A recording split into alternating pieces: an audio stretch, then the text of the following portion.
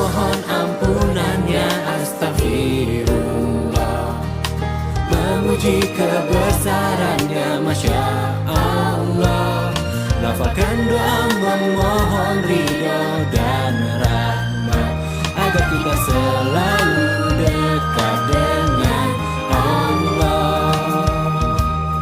Di setiap hembusan nafasmu sertakan doa yang mengiringi langkah menuju. Ketika kita belajar ilmu fikih, maka kita tidak bisa berlepas dari pendapat-pendapat mazhab. Baik, kita jelaskan dulu apa itu mazhab.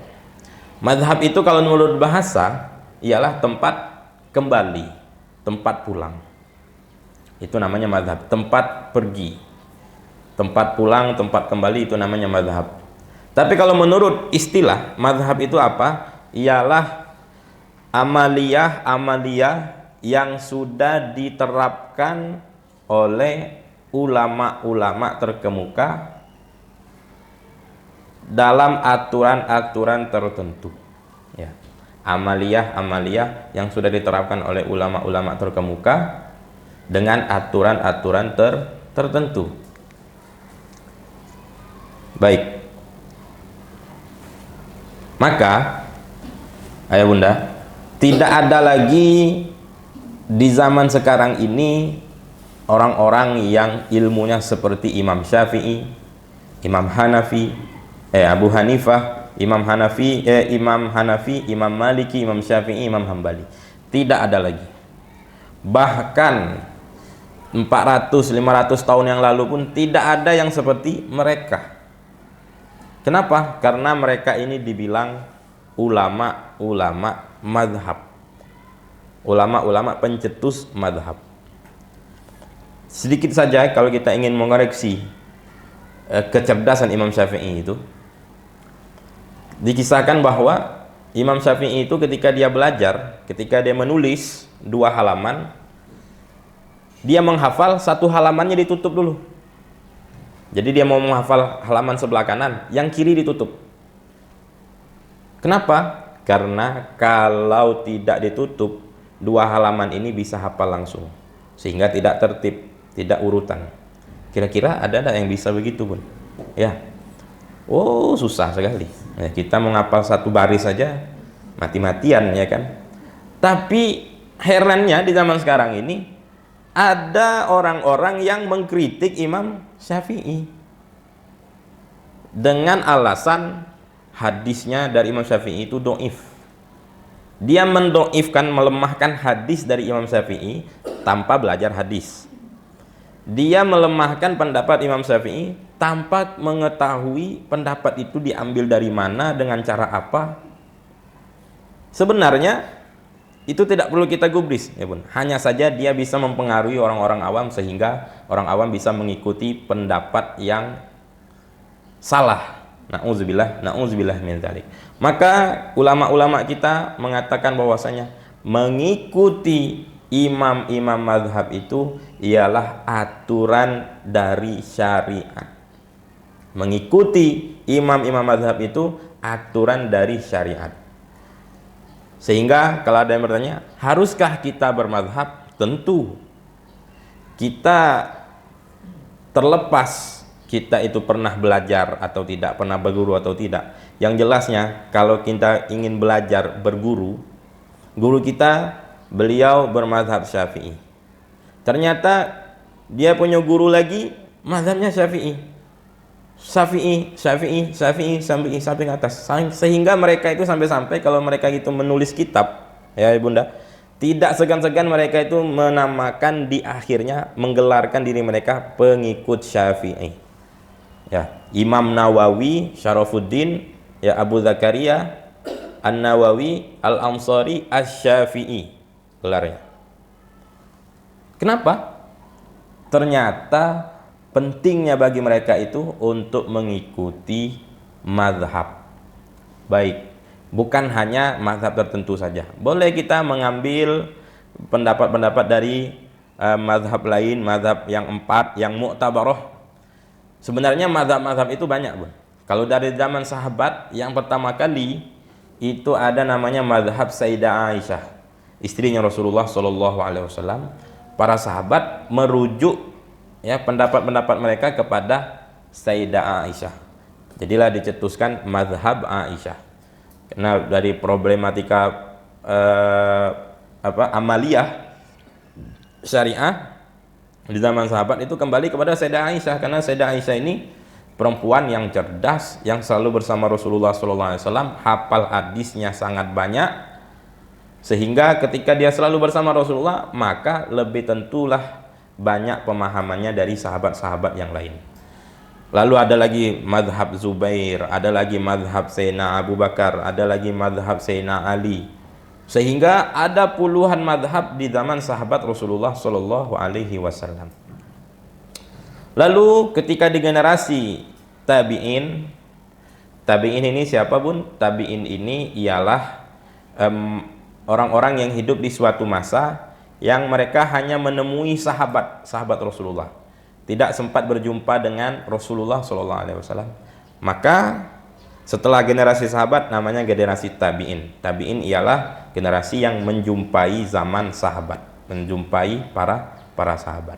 Setelah tabi'in di bawahnya lagi ada tabi'in, ya, yang mengikuti tabi'in. Siapa tabi'in ini? Pengikut tabi'in ini ialah yang mengalami generasi tabi'in tapi tidak mengalami generasi sahabat, sehingga mereka tidak berjumpa dengan sahabat. Nah, di zaman di era abad akhir Hijriah, abad pertama Hijriah di akhir-akhir, lahirlah seorang imam, seorang ulama yang bernama Abu Hanifah, ya, Nu'man bin Thabit. Abu Hanifah lahir di sekitar tahun 83 Hijriah. Beliau seorang yang alim, luar biasa, pintar, cerdas, ya, penghafal Al-Quran, sehingga ketika di masa tuanya beliau mencetuskan mazhab Hanafi, Abu Hanifah. Muncullah mazhab Hanafi. Setelah mazhab Hanafi ada lagi mazhab Maliki. Setelah mazhab Maliki ada lagi mazhab Syafi'i, yang mana sekarang mayoritas orang Indonesia bermazhab Syafi'i. Ada lagi Hambali. Ternyata bukan hanya 4 saja bun. Di zaman Imam Abu Hanifah itu di tahun 83 Hijriah, ternyata banyak sudah mazhab-mazhab. Adalah yang dikenal namanya di sini ya, kita contohkan. Maaf. Ya, Abu Hanifah, lalu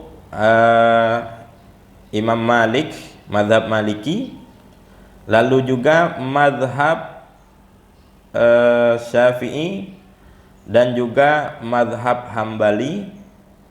Ada lagi namanya yang kelima, Abu Sulaiman Dawud bin Ali al-Asfahani al-Zahiri, mazhab Zahiri, yang mana beliau ini hidup di generasi Imam Syafi'i. Duluan Imam Az-Zahiri daripada Imam Syafi'i lahirnya, ya. Hidup di abad kedua, awal-awal abad kedua Hijriah. Nah, Imam Dawud Az-Zahiri ini, beliau itu dulu pintarnya hampir sama seperti pintarnya Imam Syafi'i. Pengikutnya banyak dulu.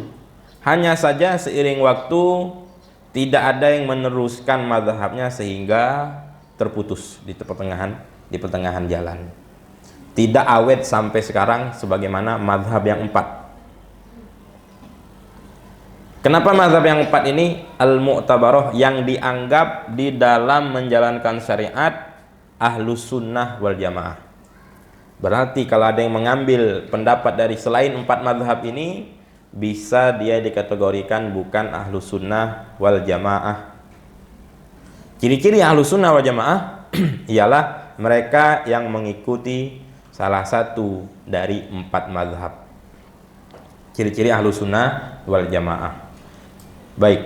Nah, ada mazhab Al-Zahiri. Mazhab Zahiri inilah yang mengatakan bahwasanya di antara pendapatnya adalah seseorang kalau tinggal sholat tidak wajib qadha. Kita punya hutang sholat, tidak wajib qadha. Berarti apakah pendapat ini dibenarkan? Tidak dibenarkan di dalam 4 mazhab. 4 mazhab ini mengatakan wajib mengkodok semua sholat yang pernah kita tinggalkan, baik sengaja atau karena tidak sengaja, karena sakit, ya. Kecuali haid, ya, kecuali haid, gila, pingsan, itu memang tidak wajib mengkodok sholat. Tapi ninggalin sholat karena malas, karena sibuk kerja, karena sakit, dia punya hutang sholat sehingga ketika sehat belum sempat mengkodok, harus dia kodok sholatnya, harus dia bayar hutang sholatnya. Baik, ada lagi sekarang selain 4 mazhab ini yang awet mazhabnya dari zaman dulu, dari era abad kedua Hijriah sampai sekarang. Ada namanya mazhab Zaidiyah, yang mana dinisbatkan kepada Zaid bin Ali Zainal Abidin Ibnul Husain. Zaid bin Ali Zainal Abidin Ibnul Husain Ibni Ali bin Abi Thalib, ya, salah satu keturunan Rasulullah Shallallahu Alaihi Wasallam, yang cucu Rasulullah yang ketiga. Jadi cucu Rasulullah yang pertama Sayyidina Husain. Sayyidina Husain punya anak namanya Ali Zainal Abidin. Ali Zainal Abidin punya anak namanya Zaid. Jadi cucu Rasulullah yang ketiga, yang mana sekarang ini mazhabnya itu banyak dianut oleh orang-orang Yaman, tapi di Yaman Utara. Yaman ada dua, Yaman Utara, Yaman Selatan. Jadi yang Yaman Utara itu identik mazhabnya dengan mazhab Zaidiyah. Baik, mazhab Zaidiyah ini termasuk mazhab Syiah, mazhab aliran Syiah, tapi tidak sesat. Mazhab Zaidiyah inilah yang dia kata kata Syekh Wahbah Az-Zuhaili dekat dengan Ahlus Sunnah wal Jamaah. Hanya saja Imam Zaid itu lebih mendahulukan Sayyidina Ali bin Abi Thalib dari Sayyidina Abu Bakar As-Siddiq. Jadi mereka tetap meyakini sebenarnya khalifah pertama adalah Sayyidina Ali bin Abi Thalib. Apakah salah mereka begitu? Ya, tidak salah. Ya, tidak salah. Itu bukan suatu hal yang dosa, suatu perbuatan dosa besar, tidak. Tapi mereka tidak mengkafirkan para sahabat. Dari mana yang mana Syiah pada umumnya, Syiah yang ada di Iran, yang ada di Irak, yang ada di Libya, yang ada di Syria, mereka bermacam-macam, ya, alirannya bermacam-macam. Ada aliran yang ekstrim yang mengatakan bahwasanya seluruh sahabat Rasulullah itu kafir. Seluruh sahabat Rasulullah kafir.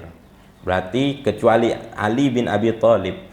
Berarti Sayyidina Abu Bakar, Sayyidina Umar, Sayyidina Utsman kafir. Sayyidah Aisyah istri Rasulullah kafir. Nauzubillah min dzalik. Tapi si Zaidiyah tidak. Mereka tetap berkiblat kepada Al-Quran. Mereka tidak mengkafirkan sahabat, apalagi mencaci sahabat, ya. Mencaci sahabat tidak, apalagi mengkafirkan para sahabat. Dan mereka tidak mengikuti 4 mazhab ini tadi. Ada beberapa permasalahan mereka kembali kepada diantara 4 mazhab ini. Tapi kebanyakan tidak merujuk kepada 4 mazhab di dalam amaliyah mereka. Tapi apakah mereka itu Syiah yang benar? Ya, itulah salah satu Syiah yang benar. Adapun selebihnya, mereka Syiah Zaidiyah ini, ya Bunda ya, mereka tidak menganggap bahwasanya imam 12 itu terhindar dari dosa. Jadi pendapat yang fatal menurut Ahlus Sunnah wal Jamaah ialah jikalau meyakini ada sosok selain Nabi yang maksum, yang terhindar dari dosa. Jadi keyakinan kita Ahlus Sunnah wal Jamaah adalah tidak ada yang terhindar dari dosa kecuali Nabi.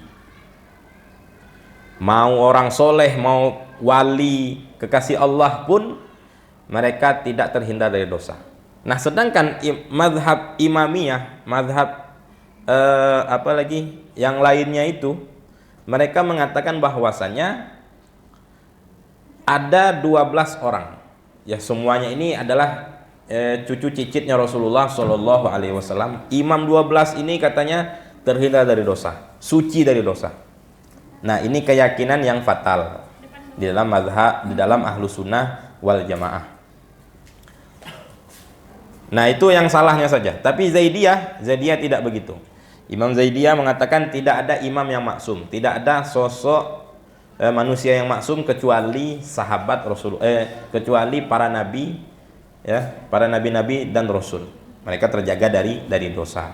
Makanya salah kalau ada orang bilang Nabi Adam bersalah, Nabi Adam berdosa, Nabi Ibrahim berdosa, Nabi Nuh berdosa, Nabi Yunus berdosa, Nabi Musa berdosa. Salah. Mereka tidak ada dosa. Kesalahan beda dengan dosa. Kesalahan belum tentu dosa, ya dah. Dosa sudah tentu kesalahan. Tapi kesalahan belum tentu dosa. Yang para nabi terdahulu itu lakukan bukan dosa, tapi kesalahan. Karena keyakinan kita, nabi itu terjaga dari dosa. Keyakinan kita juga adalah nabi itu terhindar dari hal-hal yang membuat orang jijik untuk mendekatinya. Aib, kekurangan, ataupun sakit yang parah. Ya, jadi saya desuskan dari zaman dulu, sejak saya kecil itu, ketika baca buku kisah, ada cerita Nabi Ayub yang dia itu korengan, ya, badannya itu bolong, ketika keluar ulat, belatungnya sampai jatuh ke tanah. Maka ini sesuatu hal yang tidak boleh kita yakini Nabi seperti itu. Kita saja kalau lihat belatung di sini bun, kita habis buang buntang nih, ada belatung dekat, itu rasanya tidak selero makan, ya tidak bun, ya. Apalagi ini belatungnya loncat sana loncat sini. Nabi begitu, na'udzubillah min zalik. Tidak boleh kita meyakini Nabi begitu. Itu hanya kisah-kisah Israiliyat yang tidak boleh kita yakini ada pada nabi-nabi terdahulu. Baik. Nah, jadi mazhab Zaidiyah dan mazhab Imamiyah itu masih ada sampai sekarang. Ada lagi namanya mazhab Ibadiyah. Jadi ada 8 mazhab yang dari dulu sampai sekarang masih ada.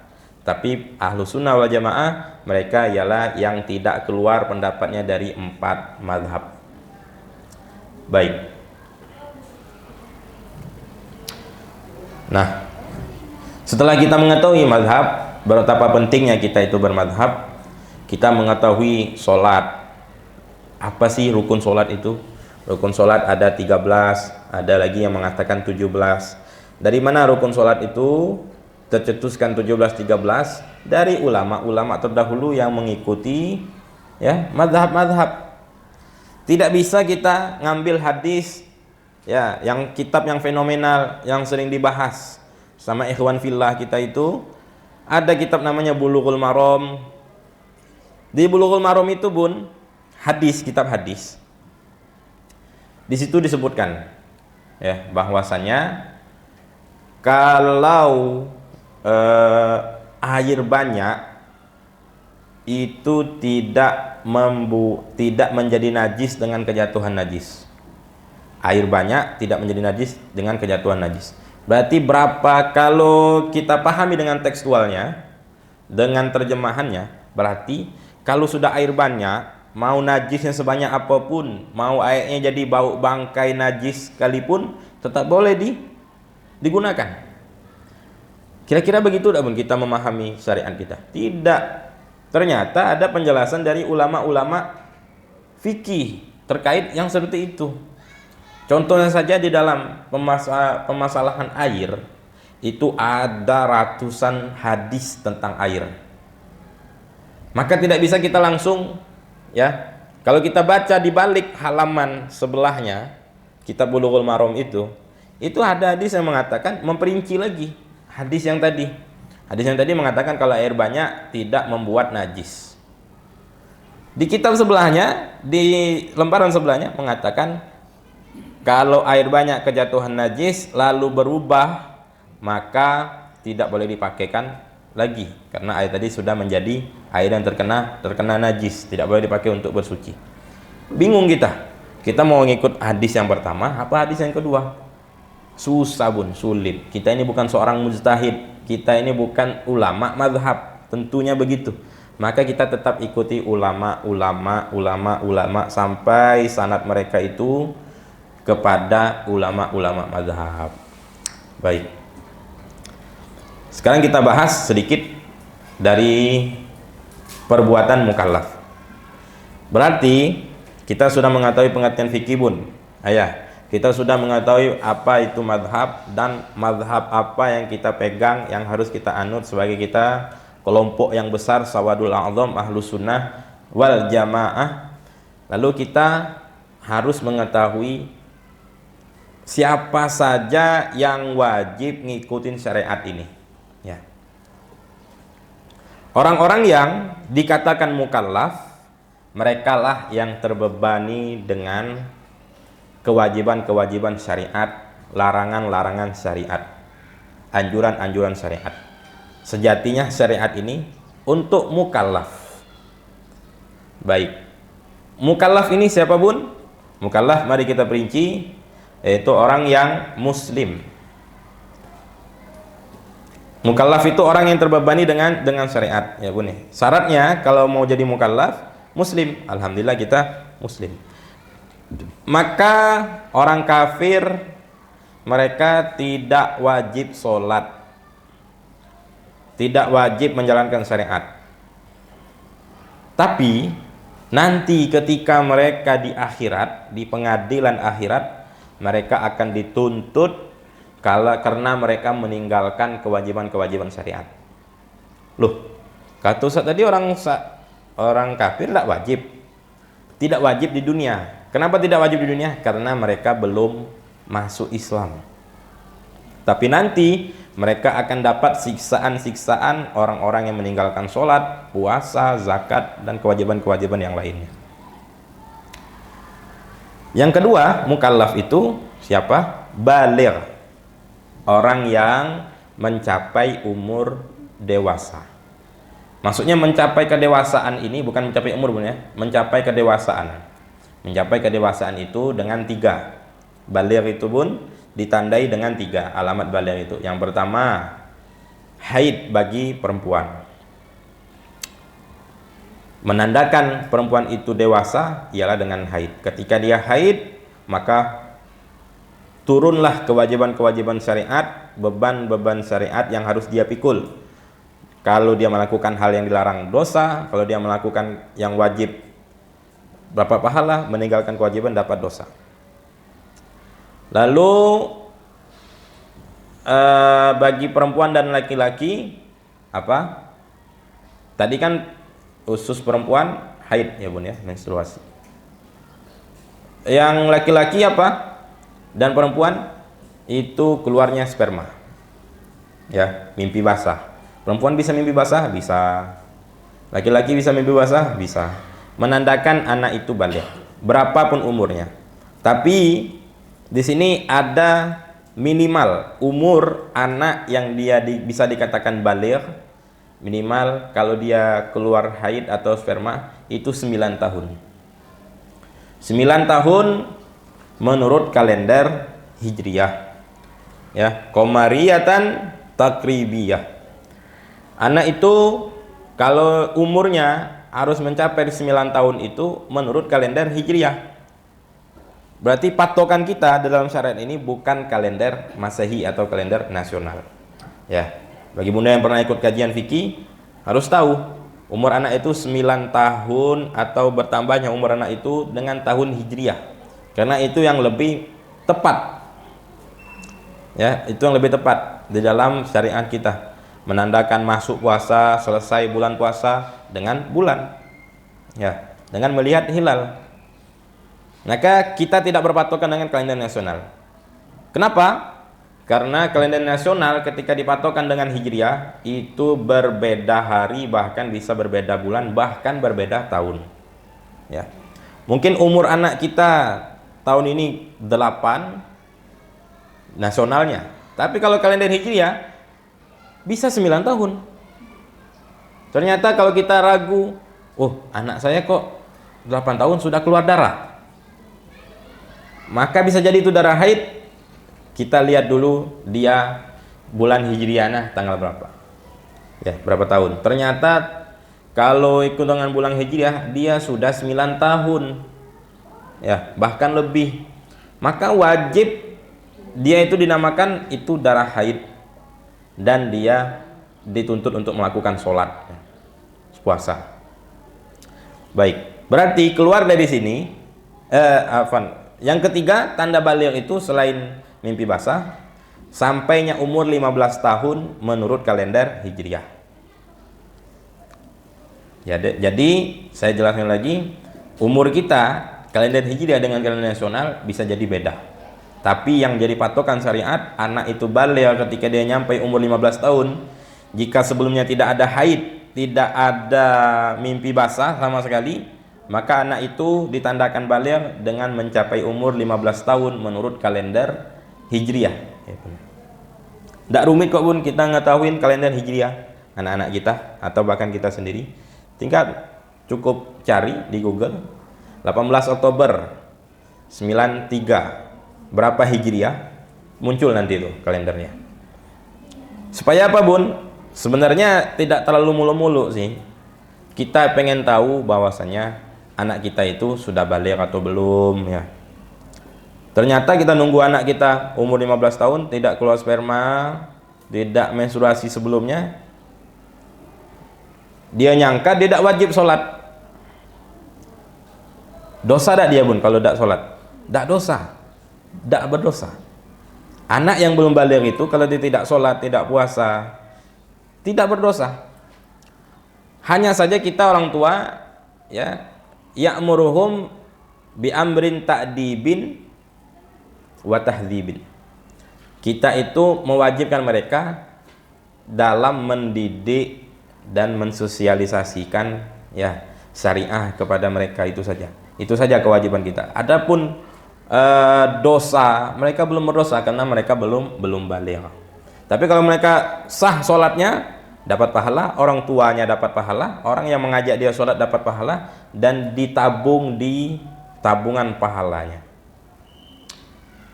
Jadi kalau dia melakukan kesalahan tidak berdosa, kecuali kesalahan-kesalahan yang merugikan, seperti apa, merusak barang, mencelakai orang. Maka itu kesalahan yang merugikan, orang tuanya wajib mengganti atau wajib bertanggung jawab. Anak tadi dia tidak berdosa, dia maling buah misalkan, ya, maling buah, ketahuan. Jangan kita bilang, "Oh Pak, minta maaf, dia ini belum berdosa Pak."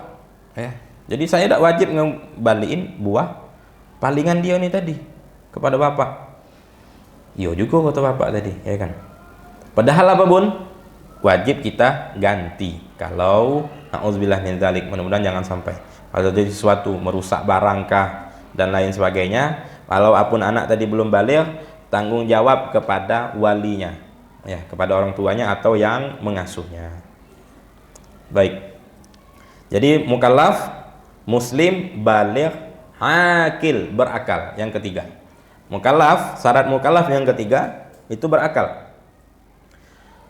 Maka tidak wajib syariat ini dijalankan oleh orang yang gila ataupun pingsan, ya Bun, ya. Kewajiban syariat itu ketika orang itu gila, maka tidak wajib dia menjalankan syariat. Ketika orang itu pingsan, maka tidak wajib dia menjalankan syariat. Saya ambil contoh begini Bun.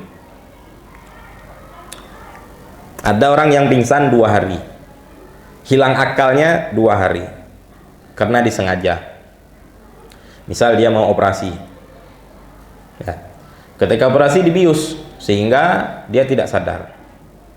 Ternyata dia bangun kembali 2 hari, ternyata dia pingsan karena dibius tadi, karena menjalankan operasi.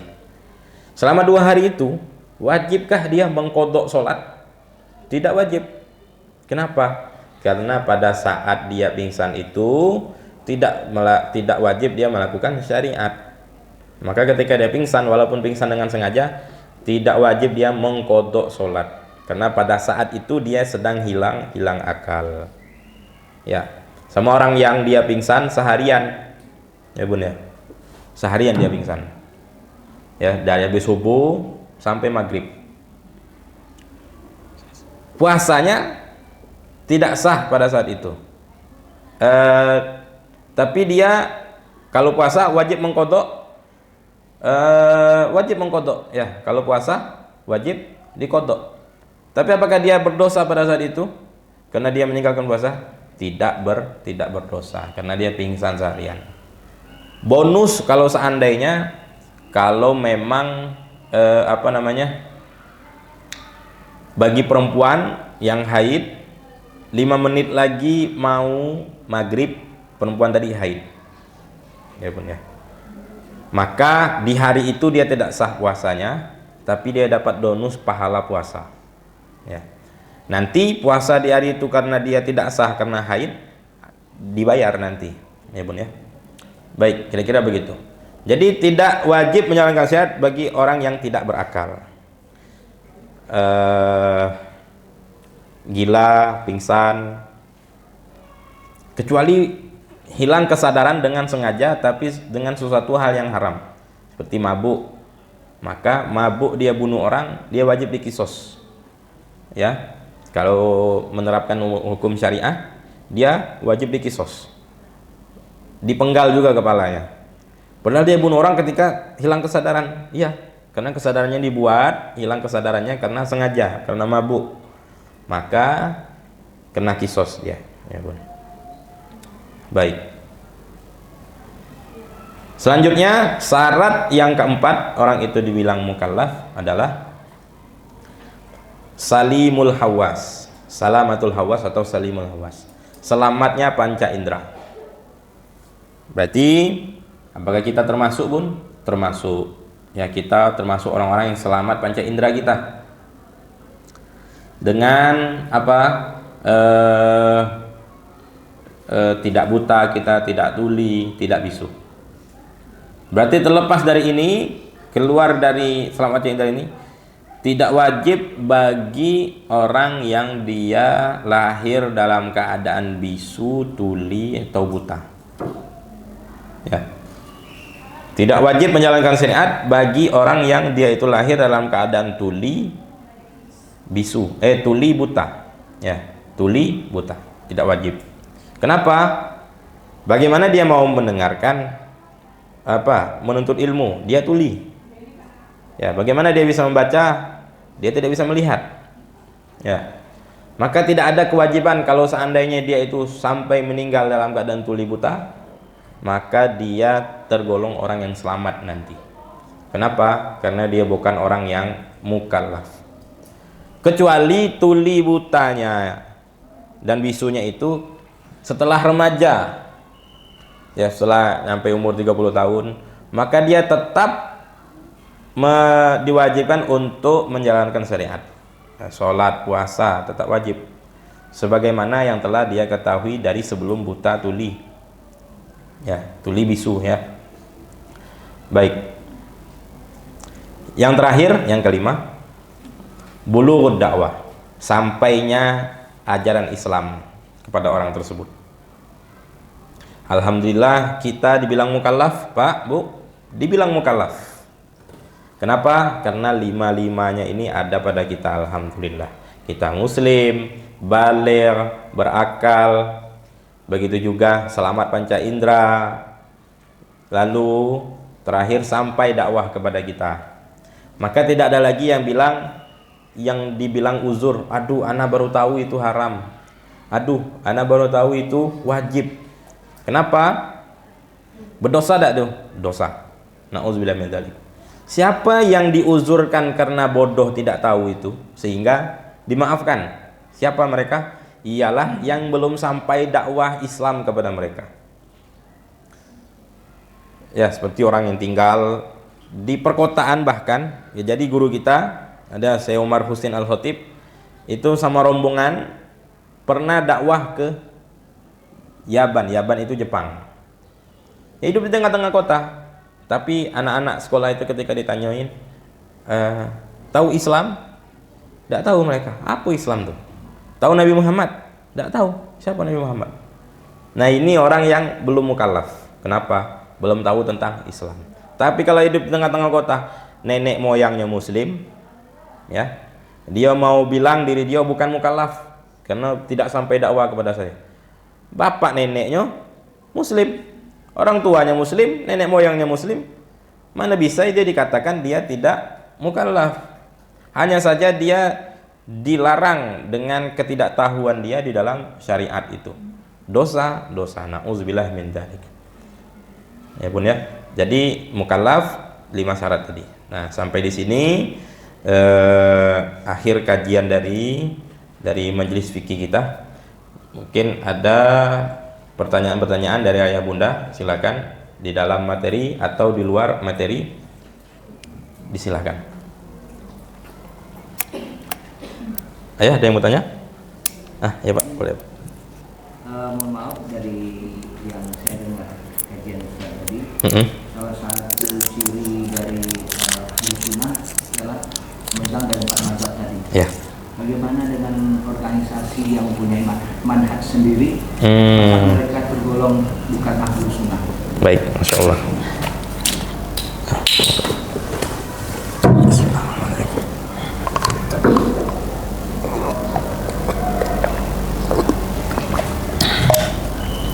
Baik, tidak bisa kita pungkiri di Indonesia ini bermacam-macam ormas, organisasi, bermacam-macam juga aliran.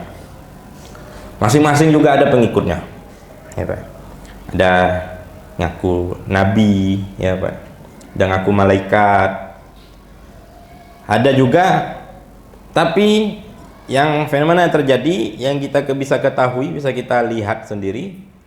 Ada beberapa ormas yang besar, yang mana mereka ini masing-masing punya cara sendiri di dalam menerapkan ibadah. Tentunya ormas sebenarnya tidak ada kaitan dengan mazhab, karena ormas itu sendiri bukan mazhab. Hanya saja ormas-ormas tertentu mereka mengikuti mazhab-mazhab tertentu. Baik. Apakah ada ormas yang dia seandainya tidak mengikuti 4 mazhab, dia punya manhaj sendiri? Apakah itu masih tetap dibilang itu Ahlus Sunnah wal Jamaah? Baik, mungkin kita perjelas terlebih dahulu bahwasanya kalau ada orang dia mengatakan, wah ini azan Jumat itu cuma sekali. Ada lagi orang juga yang kedua mengatakan azan Jumat itu 2 kali. Apakah benar salah satunya, atau salah satunya salah, satu benar, dua-duanya benar? Tentu dua-duanya benar. Kenapa? Karena saya bilang tadi tidak ada orang, ormas, kelompok apapun itu yang dia menjalankan syariat yang tidak terlepas dari 4 mazhab. Kalau yang tadi yang pertama mengatakan azan Jumat sekali, betul, ada memang dalilnya di dalam mazhab ini, ya kan? Yang bilang azan 2 kali, ada juga dalilnya dalam mazhab ini. Berarti apakah mereka terlepas dari mazhab? Tidak terlepas dari mazhab. Hanya saja sebagian mereka menjadikan kumpulan-kumpulan hadis dalam buku-buku tertentu menjadi patokan mereka. Sebenarnya bukan mereka mencetuskan mazhab baru atau manhaj baru, hanya saja mereka itu mengambil dari guru ke gurunya begitu yang adanya. Tapi apakah mereka itu salah? Tidak salah. Misal ada yang zikir sesudah sholat, ada yang sesudah sholat tidak berzikir. Salah? Tidak salah. Ya. Yang tidak berzikir ada juga dalilnya, yang berzikir ada juga dalilnya. Berarti yang salah dari beberapa ormas tertentu itu, apanya yang salah? Yang salah ketika mereka menyalahkan orang lain. Ya, yang mereka menyalahkan orang lain, yang sebenarnya yang orang lain lakukan ini ada dalilnya, ada nasnya, ada petunjuknya. Baik, manhaj, tentunya manhaj itu adalah jalan kehidupan jalan meniti Allah Subhanahu wa taala, maka tidak ada bisa identik dengan agama. Ya, manhaj itu ya secara luasnya identik dengan maksudnya agama. Maka tidak ada orang, tidak ada kelompok atau tidak ada agama yang manhajnya seperti manhaj Islam, menyembah Allah Subhanahu wa taala. Maka tidak boleh kita, aduh, ana tidak bisa nikah sama si fulan, ana tidak bisa nikah sama fulana karena beda manhaj. Berarti kalau dia bilang beda manhaj, itu berarti dia nyatakan orang itu beda agama. Na'udzubillah min dzalik. Adapun cara bermazhab beda, maka ikhtilaful a'immah rahmah. Ya. Dalam Al-Qur'an pun juga menjelaskan tentang perbedaan pendapat ya para ulama. Itu sebuah rahmat. Kenapa? Makanya kalau kita belajar tentang hukum-hukum Islam, haram, makruh, mubah, di mazhab ini makruh, di mazhab ini tidak makruh, di mazhab ini sunnah, di mazhab ini wajib, di mazhab yang satu ini mengatakan mubah, di mazhab yang satu ini mengatakan sunnah. Berarti kalau seandainya ada yang mengatakan wajib, seperti saya ambil contoh sholat witir, dalam mazhab Maliki sholat witir itu wajib, ya bun. Tapi dalam mazhab kita Syafi'i, apa hukum sholat witir? Sunnah. Tapi kalau kita sholat witir, maka kita dapat pahala wajib. Kira-kira rahmat dah ini bun? Rahmat, ya, sangat luar biasa. Rahmat kasih sayang Allah Subhanahu Wa Taala yang diletakkan oleh para ulama kita. Jadi jelasnya ketika ada ormas yang dia itu punya manhaj tertentu, maksudnya bukan manhaj tapi cara peribadahannya yang berbeda dengan yang lain, tapi itu semua tercover di dalam empat mazhab. Ya. Bolehkah? Boleh. Itu dikatakan Ahlussunnah wal Jamaah, dikatakan Ahlussunnah wal Jamaah. Tapi dari segi cabang-cabang agama, permasalahan fikih ya bun ya. Tapi kalau dalam permasalahan akidah, kalau dia berbeda dengan akidah Ahlussunnah wal Jamaah, maka itu tidak bisa dibilang dia kelompok Ahlussunnah wal Jamaah. Baik, Ahlussunnah wal Jamaah ialah kelompok mayoritas di dunia ini, kelompok muslim yang mayoritas. Sekarang ini kalau dibilang sawadul a'zam, ya, kelompok yang terbesar, kita bisa lihat mana kelompok yang terbesar. Kalau kita hitung, ya, Ahlussunnah wal Jamaah yang menganut misalkannya akidah Asy'ariyah, Al-Maturidiyah misalkannya, maka itu adalah kelompok yang paling besar. Bisa dinamakan sawadul a'zam yang dikatakan di dalam hadis Rasulullah SAW. Baik, ciri-ciri Ahlussunnah wal Jamaah ialah ketika di permasalahan pokok mereka meyakini Allah itu mempunyai sifat-sifat yang mulia dan Allah terhindar dari sifat-sifat yang aib, merupakan kekurangan ataupun aib. Salah satu aib ataupun kekurangan ialah mengatakan bahwasanya Allah itu bertempat. Nah, sebenarnya ini ada pembahasan khusus tentang akidah. Tapi saya uraikan sedikit.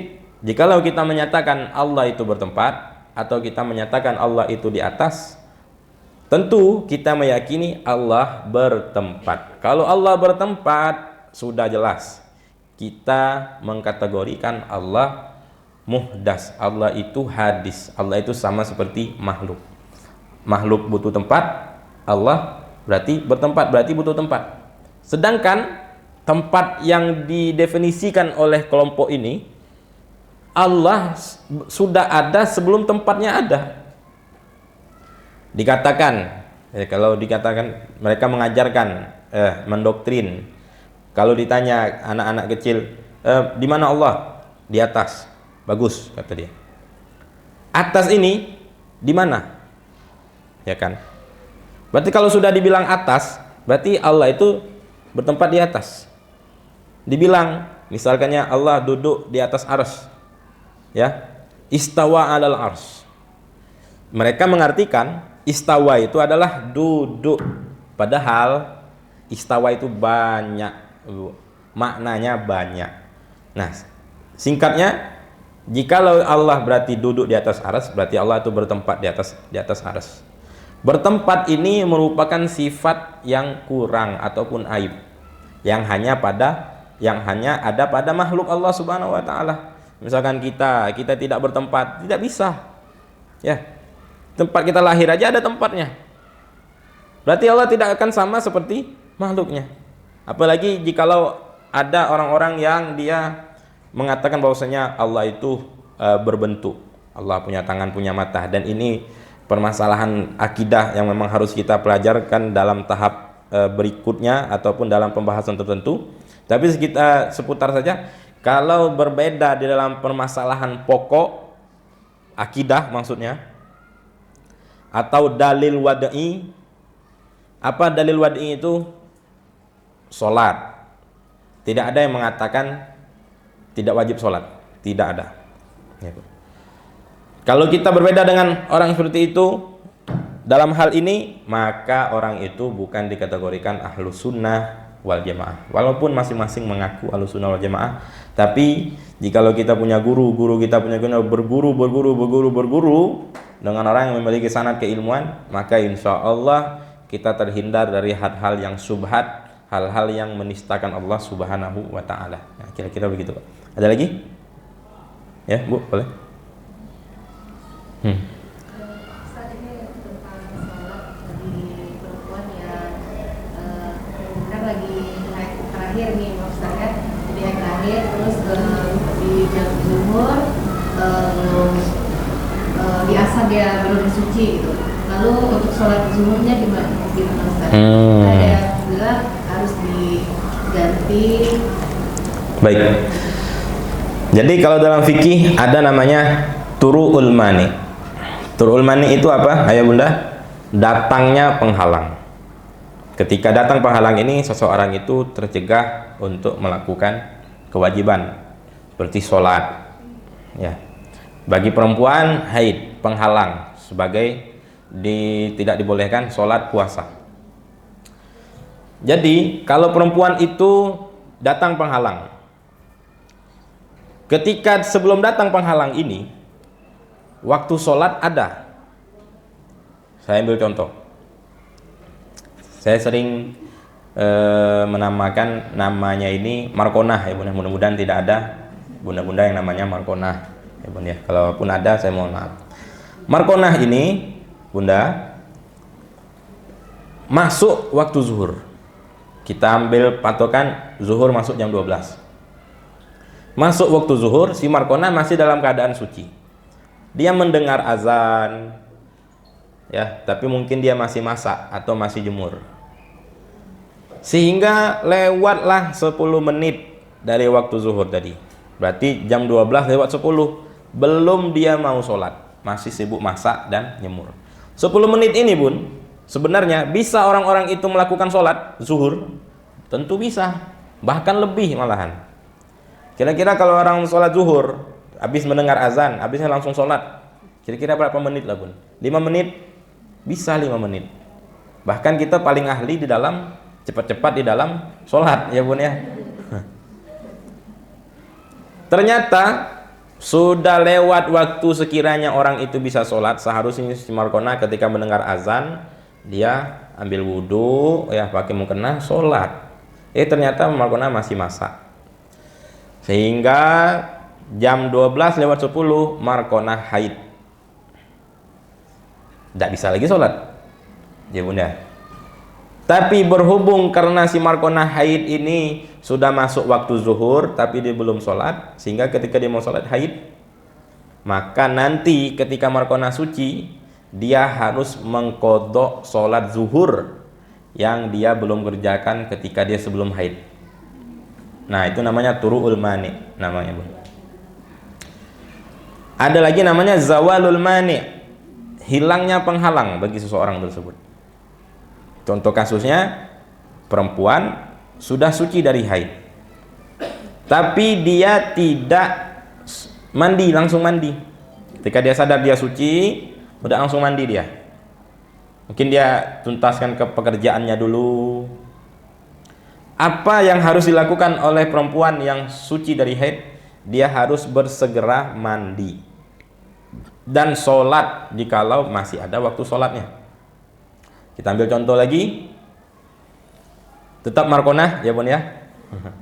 Markonah 10 menit lagi azan, 10 menit lagi waktu zuhur mau habis, suci.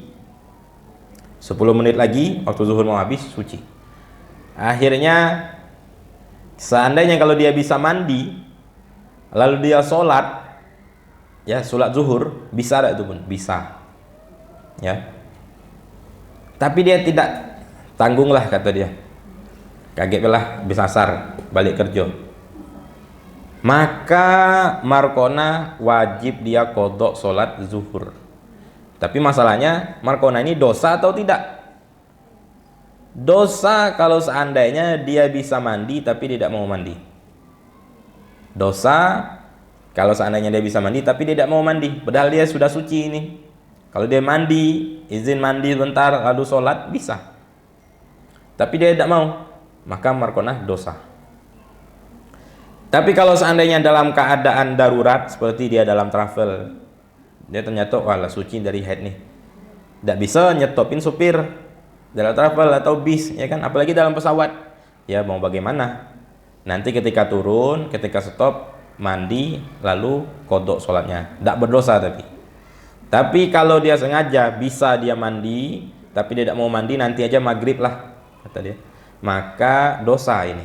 Sedangkan zuhur tadi harus dia kodok, harus dikodok sholatnya. Nah begitu. Jadi bagi bunda yang ingat, oh apakah saya seperti itu tadi, maka dikodok saja sholat. Baik, bunda boleh tanya? Ustaz, tadi kan Ustaz mengatakan keempat mazhab itu mewajibkan mengkodok semua sholat Ya. wajib. Nah ini saya tanyakan, pada saat zaman lampau itu saya pasti pernah tidak melakukan sholat, bagaimana cara menggantinya? Oh ya, baik. Tidak bisa kita pungkiri ya bun ya, masing-masing kita mungkin ada zaman jahiliyah masing-masing ya bun ya. Sebenarnya dulu begitu, ketika SMP anteng tidak sholat, ya kan, keluar orang sholat, kita keluar sekolah balik. Alhasil kita pernah hutang sholat, pernah punya hutang sholat. Wajibkah kita mengkodok? Wajib.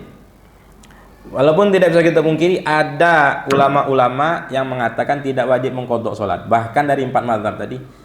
Tapi 3 ulama ini atau 4 ulama ini tidak bisa diambil pendapatnya, karena bertentangan dengan pendapat mu'tamad, jumhur, dan lain sebagainya, bertentangan betul dengan hadis Rasulullah SAW.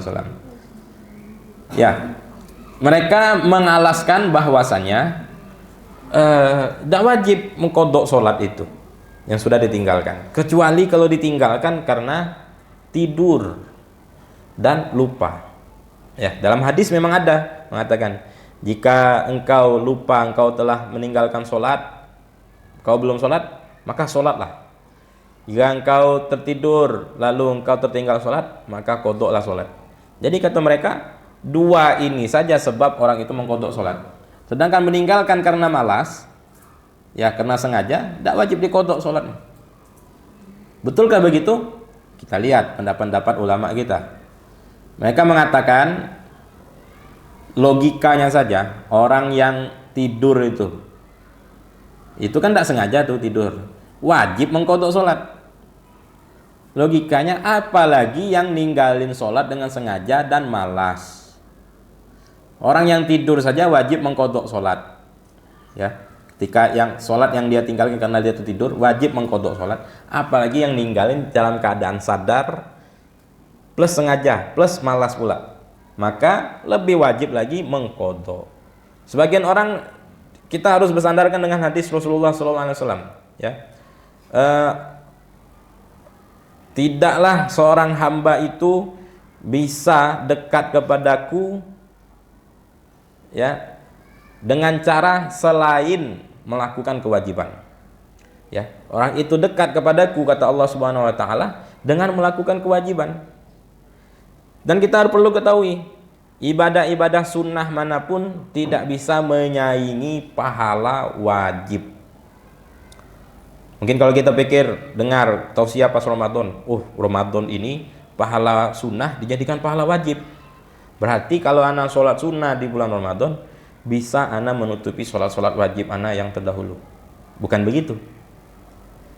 Kalau pahala sunnah dijadikan pahala wajib, kalau kita lihat pahala wajibnya dilipat gandakan menjadi 70 kali lipat. Seandainya ratusan ibadah sunnah menyaingi ibadah wajib satu, ternyata satu ibadah wajib ini dilipat gandakan menjadi 70. Kira-kira tidak bisa terlampau kan? Tidak bisa. Jadi salah anggapan kalau ada orang mengatakan tidak wajib mengqadha sholat sunnah, tidak wajib mengqadha sholat 5 waktu, perbanyak saja sholat sunnah. Ketahuilah, tidak bisa cara engkau dekat kepada Allah Subhanahu wa taala mendahulukan yang sunnah ketimbang yang wajib. Jadi mengqadha salat ini wadainullah ahaqu ayyuqdha. Dan hutang dengan Allah lebih berhak lagi, lebih pantas untuk ditunaikan. Jadi kalau kita memang tinggal salat wajib kita qadha pun. Jikalau kita lupa, maka kita patok-patokan saja. Ya, kita kira-kira saja. Namanya lupa ya kan Bunda.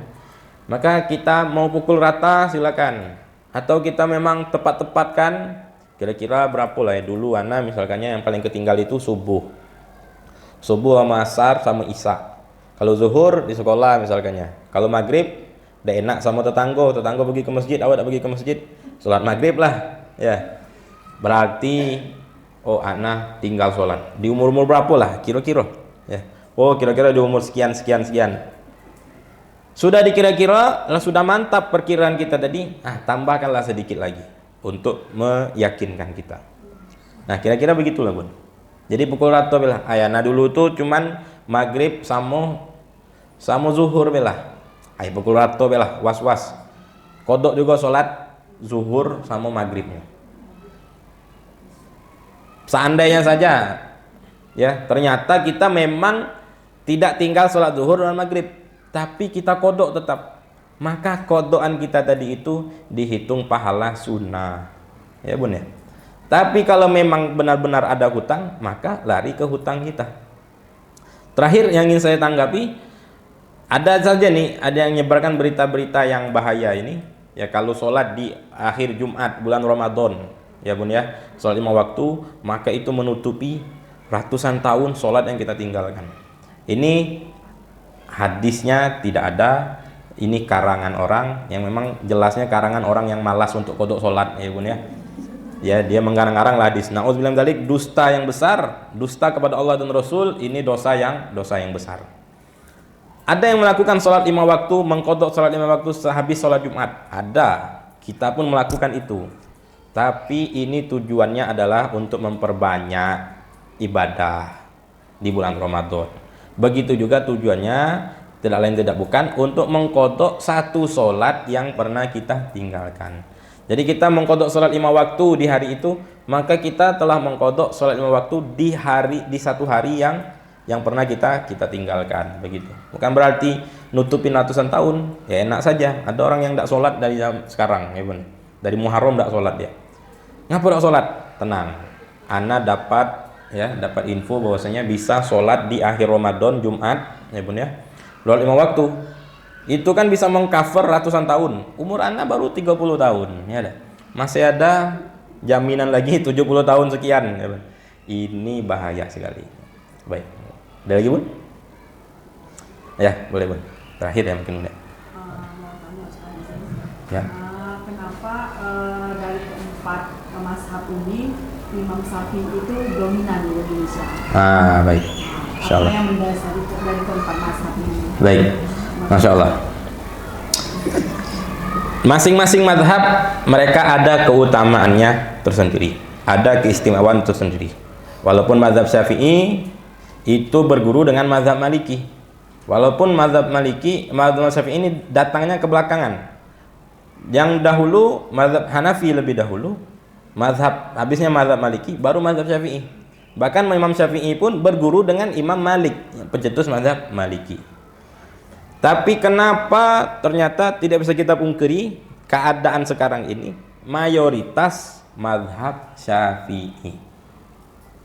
Pertama, ialah yang lebih bukan mengunggul, keunggulan Imam Syafi'i ini adalah at-tawassut. Dia itu tidak terlalu keras, tidak juga terlalu lembut.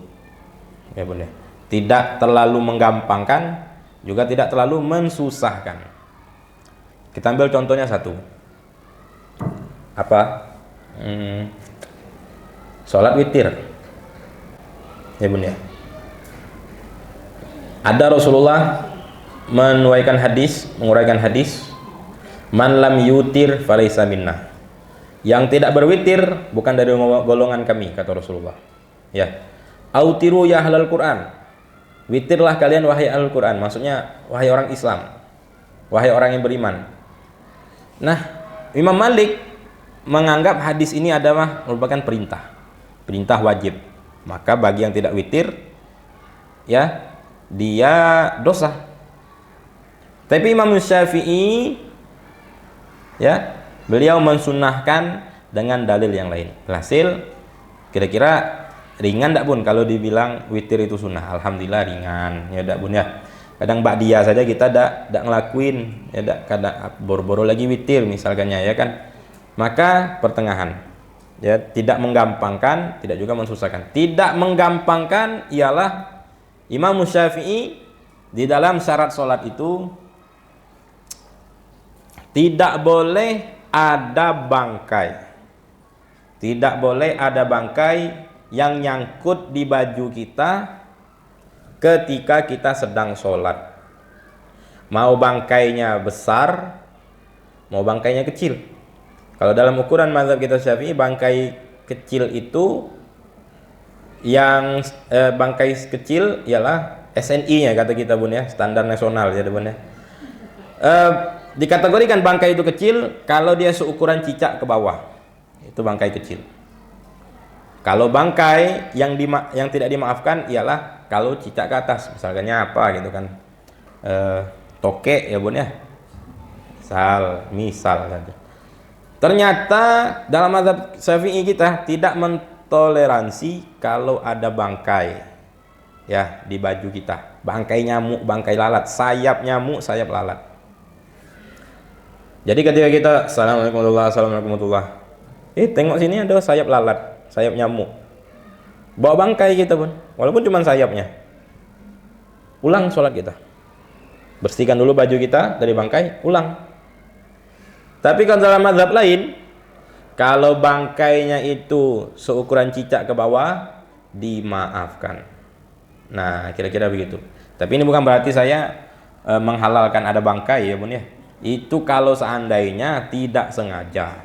Kalau seandainya tidak sengaja. Banyak dalam mazhab lain yang lebih mudah, ya, yang lebih gampang. Banyak. Dan juga tidak bisa dipungkiri dalam mazhab lain yang lebih susah, banyak. Tapi Imam Syafi'i ini di antara keunggulannya dia tawassut. Dia itu pertengahan, tidak terlalu menggampangkan, tidak terlalu mensusahkan. Tapi dalam keadaan kondisi tertentu, bolehkah kita menggabungkan 4 mazhab ini karena darurat? Ya Bun, karena darurat. Boleh. Contohnya, ada orang yang sakit. Dia tidak bisa wudhu. Tidak bisa juga jalan untuk berwudhu. Akhirnya dia baring di kasur, tidak bisa dia menghadap kiblat. Lalu dia tepok-tepok dinding, ya. Lalu dia usapkan di sini. Dinamakan tayamum. Dalam mazhab Syafi'i sebenarnya tidak sah. Tadi dalam mazhab lain sah. Kenapa nih? Karena darurat. Daripada tidak sholat saja sebagaimana bisanya. Tapi dengan niat, nanti ketika dia sudah sembuh, ulangi lagi sholat yang tadi. Ya, kira-kira begitu. Ya, Bun. Baik, mungkin ini penutup kajian kita pada siang hari ini, pagi hari ini. Mudah-mudahan apa yang disampaikan bisa bermanfaat untuk dari saya terlebih dahulu dan kepada ayah bunda sekalian.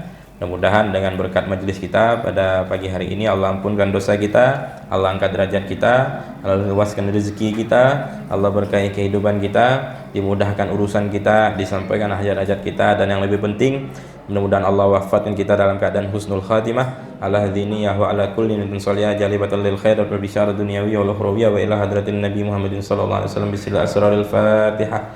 Bismillahirrahmanirrahim.